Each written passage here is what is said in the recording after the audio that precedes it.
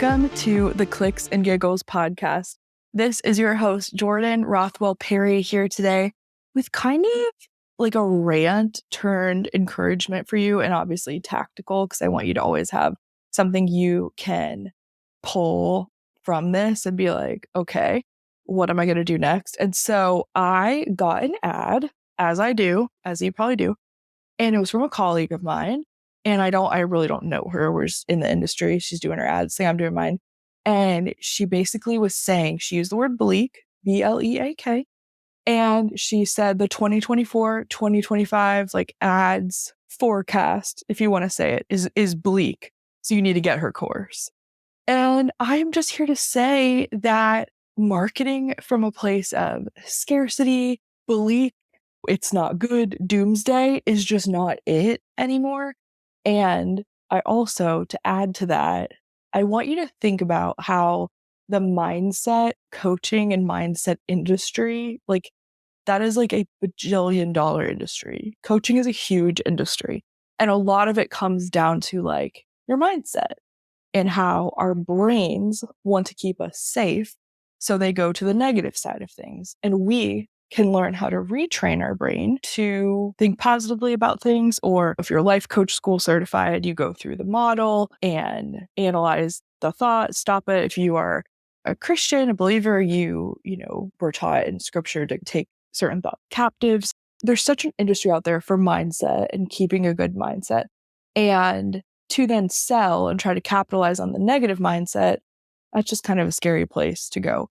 Sure, there's like pain point marketing and you can point out pain points all day long, but please don't be saying something is bleak so you need them to buy from you. You are not going to attract the type of buyer you want by putting that type of messaging out there. And so this really is an encouragement for you. Everything you put out is a message.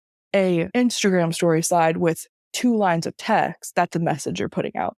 An email you send, a podcast you record, conversations you have at networking events, and little things, little nuggets you're dropping in conversation. Those are all messages, right? And we want them to be positive so that people are like, oh, wow, like I am really struggling with this. And just from talking to them, they are so confident and they are the expert for me to help me overcome this. It will just help you attract the right person, because I think about the type of person who sees, oh, it's bleak, it's not looking good, versus someone who you could say, hey, are you feeling like everything you've been doing in marketing is not working out? Has it been a bleak, I don't even know if you would say bleak year, yada, yada. Join the over 200 students in whatever program and we will show you how you can turn it from this to this. And so I think about it and I'm like, no, that's not the right mindset and type of person you want to attract. So it brought up this whole slew of thoughts. And so really just wanting to come here and encourage you to practice and look at your messaging and be like, hey, I can hit on pain points, but in order to be looked at as the solution, you have to be positive and confident that you're the one to help them with it. So you could say like, are you feeling like this is bleak? It's not. Come work with me and I will show you how. To really look at like, am I scaring people into working with me? Because I certainly don't want to do that. And so I've done podcast episodes and talked about, gosh, like if no one knows about your offer, how can they buy it? I'm not trying to scare people with that. I'm just saying like, hey, if no one knows about it, how are you going to get sales? Like start talking about it, put it on stories, get some emails going out. Let's get some ads going, etc. But I don't ever want to be like, oh, if no one can see your business, it doesn't exist and you're doomed. I definitely try to go at it from the angle of I'm the one to guide you through this and we want you to win. So here's what we can do.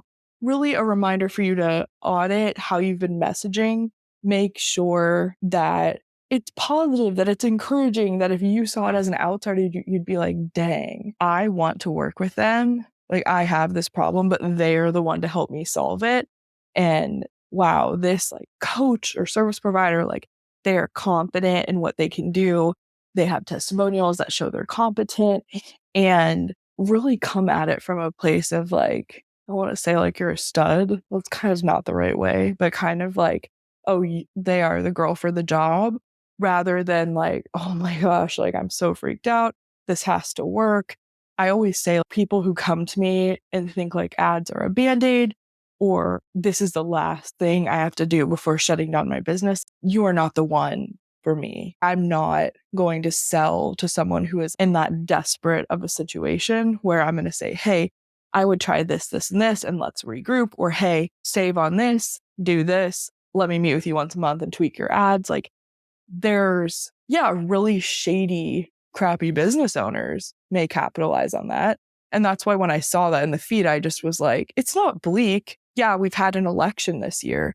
Yeah, the economy isn't as great as it could be. Yeah, like more people are advertising than ever because digital advertising is growing. That's exciting.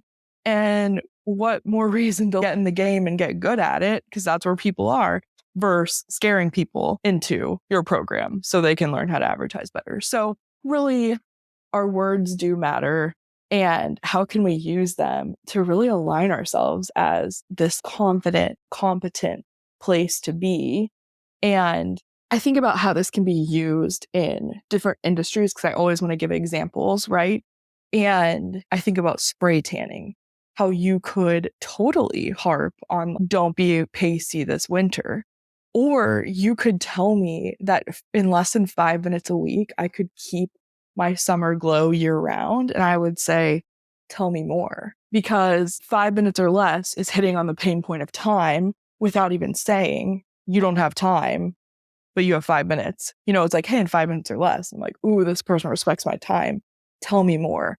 Keep my summertime glow. Don't remind me I'm pasty. I know. I was looking at my legs and feet in a dress today, and I have these cute new Old Navy loafers on. I was like, oh my gosh, like these tan loafers are accentuating how white my ankles are. And so don't remind me. Tell me how we can fix it. Like that's all. People have problems out there and they're like, tell me like how I can fix this. Like looking at House of Color, I'm probably not wearing the colors that look best. Once you know about color analysis before you get it done, you're like on the edge, on the fence. You're like, I know I need to do it. It's an investment, but I don't want to give up black and this, blah, blah, blah. Is this going to be expensive? And it's like, don't remind them about any of that. Let's talk about the fact that I can go in my closet and in 30 seconds have a dress, a jacket, my cute loafers I wore today, all matching, corresponding, looking good in my autumn season because I got my colors done. And now I will know that for the rest of my life.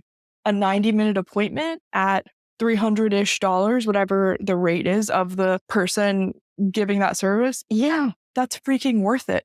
Tell me it's going to take me 30 seconds or less to pick out an outfit. Tell me I'm going to have a 5-minute makeup routine that looks perfect with my skin tone customized to me. I love it. There's ways that you have to think about, like, what does the person want that you can deliver, and then freaking harp on it all day, baby. Let's talk about coaching. I think about time management or a business coach who can help you. And it's like, you can come at them from the angle of you're wasting time. You get done with a week and wonder where it went. What the heck did I do with my time? Or you can empower them to be like, shut your laptop Friday at 3. So proud of all you've accomplished this week because of the work we'll do together in our 90-minute intensive to plan out your ideal week. Do you see and feel how much more empowering that is? Like, I'm like, oh my gosh, I can shut my laptop and be like, you did it. Go enjoy time with your husband and your family and go to a nice dinner. Like, don't beat yourself up because, oh, another person's reminding me of like that I couldn't wrangle my time or whatever it is. People already, I talked about how the brain wants to keep us safe. Like they're already thinking negative thoughts. They might not even know how to catch their thoughts yet if they haven't had as much, worked on their mindset. So how can you empower them and then be like, wait, I really could feel that way? Like casting that vision for like, tell me more. What is this? How do I get that? And really pique their interest. So we talked about tanning, House of Color, business coaching. Let's talk about more of like a business to consumer health situation. And really, I do have different clients of mine who work in the health and wellness space. And the thing with the health and wellness space is being able to empower people to know that they can make the change, like having the belief in them and letting them borrow. I talk about this a lot with my clients of like the messaging of letting someone borrow that belief so that they can get started and then realize they had it in them all along. And so not adding to the shame of like, you can say tired of feeling bloated and sluggish after a weekend indulging in your favorite foods and feeling out of control, yada, yada.